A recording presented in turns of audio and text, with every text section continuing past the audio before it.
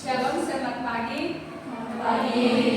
Terima kasih atas kesempatan yang diberikan kepada saya sebagai moderator untuk kelompok 9. Untuk tidak membuang-buang waktu, dipersilakan kepada kelompok 9 untuk memulai presentasinya dan dimohon kepada teman-teman untuk mendengarkan dan menang. Terima kasih. Selamat pagi, terima kasih atas kesempatan yang diberikan kepada kami untuk membahas keterampilan menuntut pembelajaran. Yang pertama, pengertian keterampilan menuntut pembelajaran. Menuntut pembelajaran adalah kegiatan yang dilakukan guru untuk mengakhiri kegiatan inti pembelajaran. Menuntut pembelajaran dapat pula diartikan sebagai kegiatan untuk menetapkan atau menindaklanjuti kegiatan inti pembelajaran. Usaha menuntut pembelajaran ini dimaksudkan untuk memberikan gambaran menyeluruh mengenai apa yang telah dipelajari peserta didik, mengetahui tingkat pencapaian peserta didik, dan tingkat keberhasilan guru dalam proses pembelajaran. Menuntut pembelajaran tidak hanya dilakukan pada akhir pembelajaran saja, tetapi dapat pula dilakukan pada setiap penggal kegiatan inti pembelajaran atau pada saat pembelajaran harus beralih topik pada topik selanjutnya. Yang kedua, kegiatan yang dapat dilakukan guru pada saat menuntut pembelajaran terdiri atas yang pertama, kegiatan guru bersama dengan peserta didik. Yang pertama, membuat rangkuman atau simpulan pelajaran. Yang kedua, melakukan refleksi terhadap kegiatan yang sudah dilaksanakan. Yang ketiga, memberikan umpan balik terhadap proses dan hasil pembelajaran. Yang kedua, kegiatan guru. Yang pertama, melakukan penilaian. Yang kedua, merencanakan tindak lanjut dalam bentuk pemberian revisi, program pengayaan, atau memberikan tugas individu maupun kelompok sesuai dengan hasil belajar peserta didik. Dan yang ketiga yaitu memberikan rencana pembelajaran pada pertemuan selanjutnya.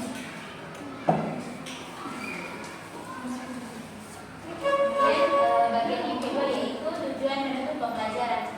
Tujuan menuntut pembelajaran ini terdiri dari yang pertama agar peserta didik mengetahui tingkat keberhasilan setelah mempelajari sesuatu, dan juga guru dapat mengetahui tingkat keberhasilan dalam mengajarnya. Kemudian yang kedua, untuk memanfaatkan pemahaman peserta didik terhadap kegiatan pembelajaran yang telah berlangsung.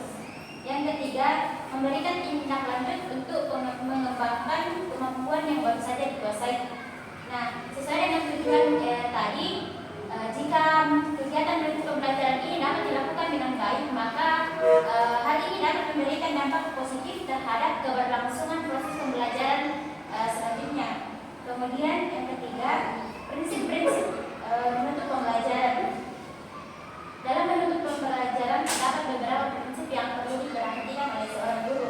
Yang pertama yaitu kebermaknaan.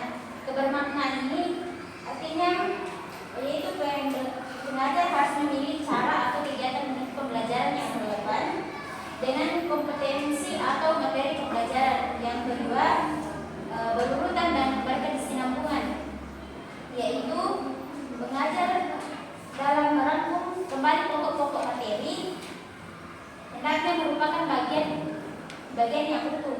Kemudian yang ketiga yaitu luas atau fleksibel, itu susunan gagasan, ide atau konsep yang mudah dipahami oleh peserta didik, memahami keutuhan konsep dan mudah menghubungkan dengan konsep atau materi yang telah dipelajari pada kegiatan berikutnya.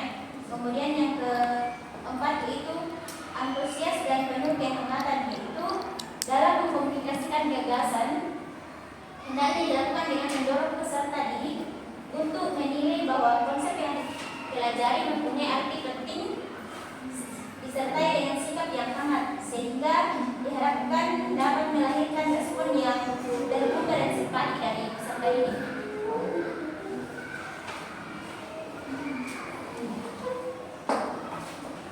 Dan yang terakhir yaitu komponen-komponen dalam kegiatan penuntut pembelajaran.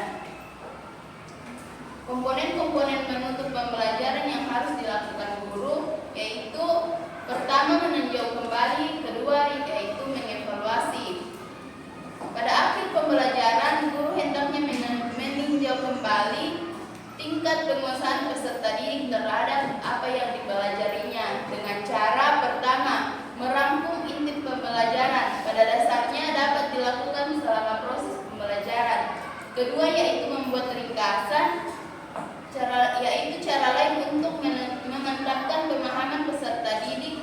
dapat dilakukan dengan membuat ringkasan serta membuat kesimpulan, yaitu untuk dilakukan oleh guru, dan guru harus menyediakan waktu sekitar 2-5 menit untuk membuat kesimpulan. Yang kedua yaitu mengevaluasi sebagai salah satu upaya untuk mengetahui sejauh mana peserta didik telah menunjukkan adanya perubahan baik dan aspek pengetahuan, keterampilan maupun sikap. Yang harus dilakukan guru diantaranya tanya jawab secara lisan, mendemonstrasikan keterampilan, mengaplikasikan ide-ide baru pada situasi lain, mengaplikasikan atau mengekspresikan pendapatnya sendiri, kemudian menjawab soal-soal tertulis, dan terakhir memberikan kuis. Sekian paparan materi dari kelompok 9. Jika ada dari teman-teman yang ingin mengajukan pertanyaan, dipersilakan.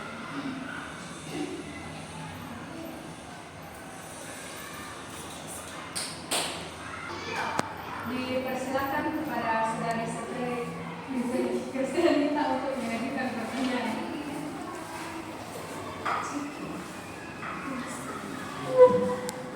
Terima kasih. Pertanyaan saya, mengapa guru perlu melakukan keterampilan untuk pembelajaran sebelum mengakhiri pembelajaran yang dilakukan?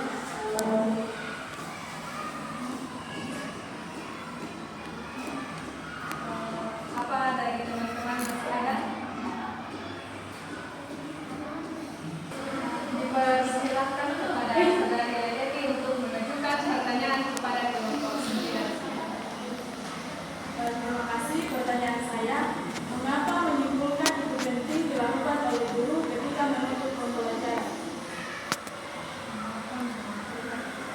Terima kasih atas pertanyaan dari kelompok dari Leti, dan dipersilakan kepada kelompok 9 untuk menjawab pertanyaan dari teman-teman.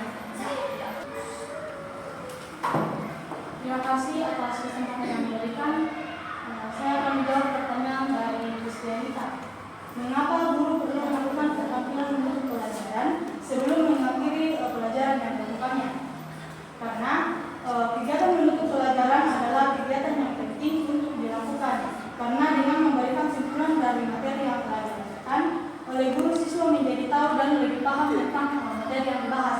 Selain itu, menuntut pembelajaran juga dapat digunakan guru untuk mengetahui tingkat pencapaian peserta didik dan tingkat keberhasilan guru dalam proses pembelajaran, sehingga menuntut pembelajaran itu sangat penting dilakukan oleh guru. Terima kasih. Sekian jawaban dari kelompok 9. Apakah masih ada tanggapan atau sudah mengerti? Oke, terima kasih. Dipersilakan kepada kelompok 9 untuk menjawab pertanyaan selanjutnya. Terima kasih atas kesempatan yang diberikan. Saya akan menjawab pertanyaan dari saudara Leti. Mengapa menyimpulkan itu penting dilakukan oleh guru ketika menuntut pembelajaran? Nah, menyimpulkan itu penting dilakukan oleh seorang guru ketika menuntut pembelajaran karena hal ini dapat memberikan penegasan kepada peserta didik mengenai apa yang telah dipelajari pada saat itu. Terima kasih atas jawaban yang diberikan kepada kelompok 9. Apakah saudari Leti sudah mengerti atau masih ada tanggapan? Sekian jawaban dari kelompok 9, dan jika masih ada dari teman-teman yang ingin bertanya, dipersilakan.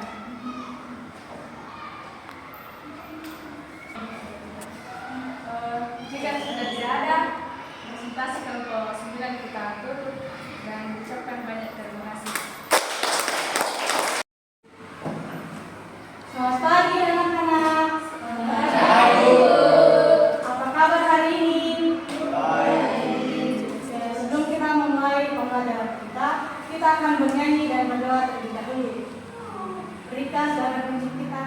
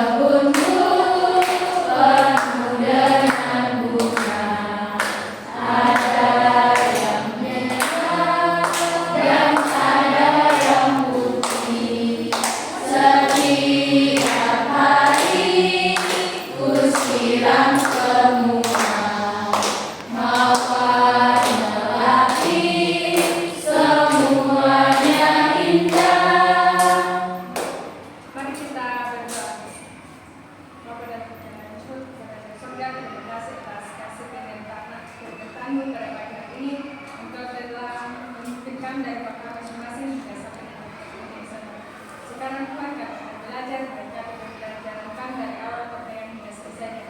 Dalam Yesus kami sudah berdoa. Amin. Tangan ketika. Oke, jadi anak-anak sekalian silakan lihat kiri kanannya. Apakah ada teman-temannya yang tidak hadir? Ada. Siapa? Lika, Bu. Kenapa Lika tidak hadir? Tidak tahu. Nanti cari tahu ya. Oke, jadi tujuan pembelajaran kita hari ini yaitu peserta didik mampu mengidentifikasi bagian-bagian bunga dan fungsinya. Anak-anak, apa saja nama-nama bunga yang kalian tahu?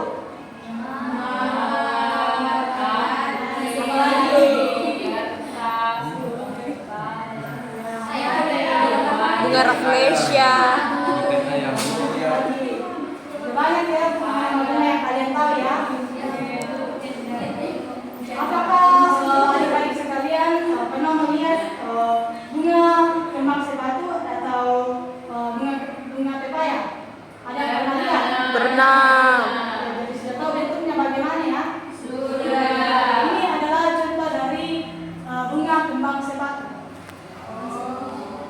Materi selanjutnya akan dipaparkan oleh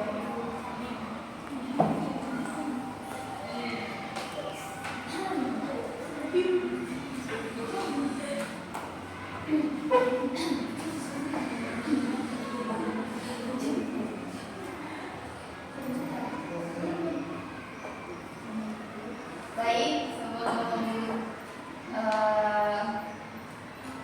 kita mulai, adakah yang tahu pengertian dari bunga? Definisi.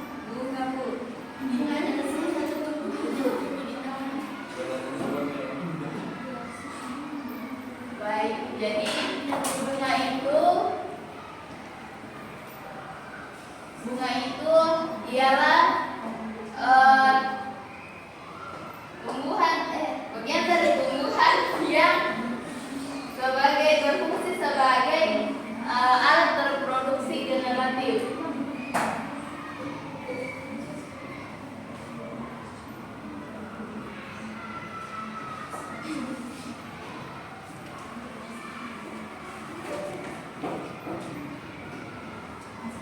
Mengapa disebut alat reproduksi? Karena untuk menghasilkan biji dari baik anak-anak, sebelum kita masuk ke dalam materi, adakah yang tahu pengertian dari bunga? Tidak? Jadi bunga itu merupakan alat reproduksi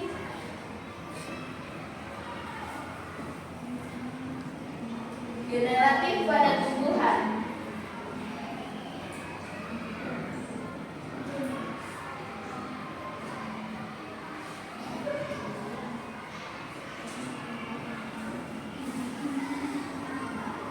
Mengapa disebut alat reproduksi generatif pada tumbuhan? Karena bunga bisa menghasilkan biji yang merupakan bakal dari tanaman. Biji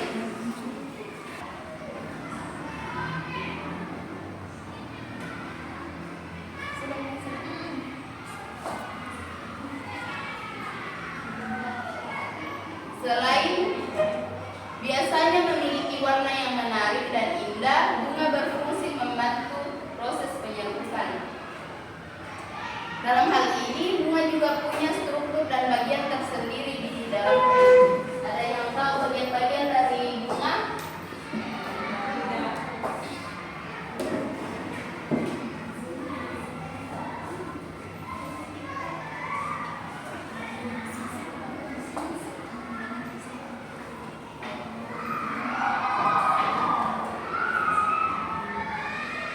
Nah, ini merupakan bagian-bagian dari bunga yang sempurna atau memiliki semua bagian.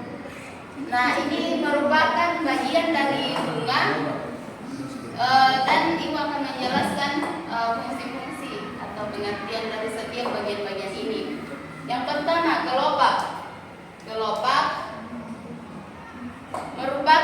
bagian luar yang berwarna hijau seperti daun yang kecoklatan. Kemudian mahkota bunga. Mahkota bunga merupakan bagian paling mudah dikenali karena berukuran besar dan berwarna mencolok. Di bagian ini berfungsi membantu penyerbukan bunga dengan menarik perhatian serangga yang hinggap. Yang ketiga, putik. Salah satu bagian bunga yang tidak kalah penting adalah putik. Organ ini merupakan alat reproduksi bunga betina. Oleh sebab itu, di bagian ini mengandung sel telur untuk bereproduksi. Yang keempat yaitu tangkai putik, merupakan saluran penghubung antara kepala putik dengan ovarium. Ini berfungsi menyangga kepala putik agar bisa berdiri tegak dan tetap pada posisinya. Benang sari merupakan alat kelamin jantan yang terdiri dari antar atau kepala sari untuk menyimpan serbuk sari, polen atau serbuk sari untuk penyerbukan, dan filamen atau tangkai sari untuk membantu proses reproduksi. Benang sari bekerja dengan cara mikroporadium atau spora haploid, yaitu pelepasan serbuk sari dengan bantuan agen penyerbukan. Bakal biji biasanya banyak ditemukan pada tumbuhan berbiji, sedangkan pada bunga bakal biji berfungsi melindungi sel telur dan menjadi tempat pertemuan antara sel-sel telur yang akan dibuahi. Berikut bakal buah. Sebenarnya bakal buah masih satu bagian dengan putik, namun organ ini memiliki fungsi penting sehingga diklarifikasikan menjadi komponen tersendiri. Bakal buah mengandung sel telur. Bagian ini menjadi tempat terjadinya pembuahan.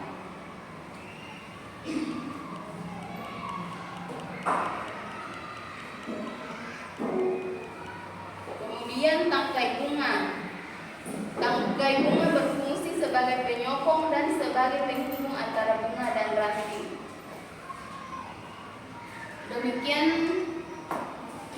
Demikianlah bagian-bagian tumbuhan dan fungsi dari setiap bagian-bagian ini. Apakah ada yang belum paham?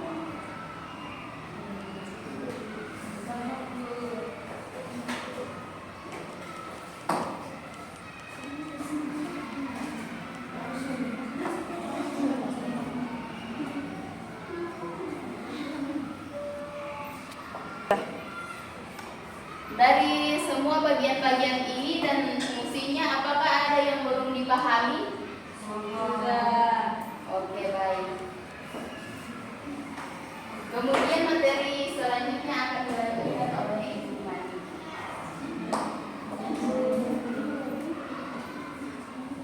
Nah, jadi anak-anak kalau sudah paham, Ibu akan membagi beberapa kelompok. Ibu akan bagikan LKPD untuk kalian kerjakan.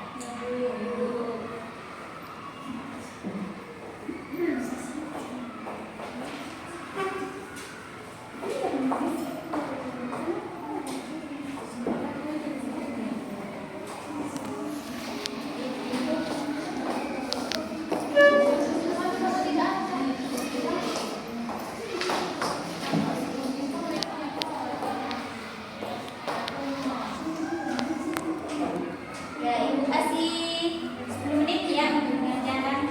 Ya, Bu.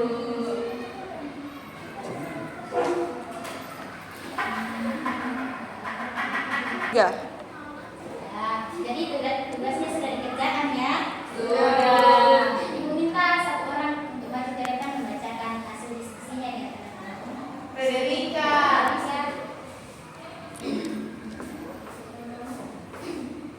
Silahkan dibaca ya. Yang pertama, bagian bunga yang pertama yaitu kepala putik, fungsinya sebagai alat reproduksi bunga betina. Yang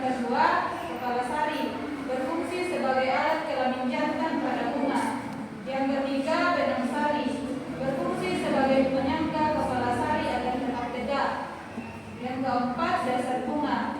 Berfungsi sebagai tempat bertumbuhnya bagian-bagian bunga yang lain. Yang kelima yaitu bakal biji. Berfungsi sebagai untuk melindungi sel telur. Yang keenam, tangkai bunga. Berfungsi untuk menyokong bunga. Yang ketujuh, kelopak bunga. Berfungsi untuk melindungi bunga saat masih kuncup. Yang kedelapan, mahkota. Untuk menarik perhatian serangga. Yang kesembilan yaitu tangkai putih. Berfungsi untuk menyokong kepala putih agar tetap tegak. Ya, beri tepuk tangan kepada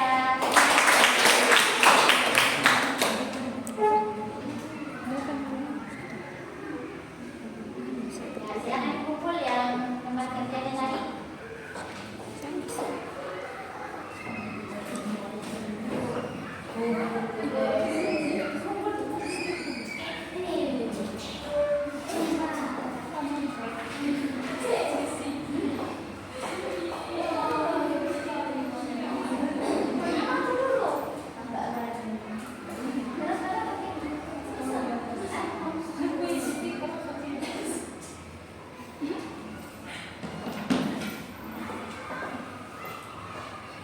Nah, semua jawabannya tepat ya. Silakan beri tepuk tangan semua. Adakah yang mau menyimpulkan pembelajaran kita hari ini? Kita simpulkan sama-sama ya. Jadi kesimpulan pembelajaran kita hari ini itu bunga itu merupakan alat reproduksi generatif pada tumbuhan ya, dan juga memiliki bagian-bagian yang terdiri dari tangkai bunga, dasar bunga, bakal biji, kelopak bunga, mahkota bunga, kepala sari, benang sari, kepala putih dan tangkai putih. Nah, dalam pembelajaran kita hari ini adakah yang kendala yang dihadapi? Apakah pembelajaran yang menyenangkan?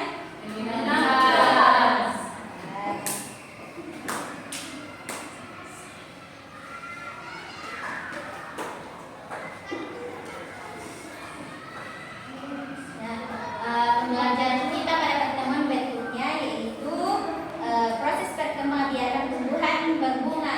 Jadi pembelajaran kita hari ini masih akan berkesinambungan dengan pembelajaran kita pada pertemuan berikutnya yaitu proses perkembangbiakan pada tumbuhan berbunga. Jadi jangan lupa ya cari informasi di rumah tentang bagaimana proses perkembangbiakan pada tumbuhan.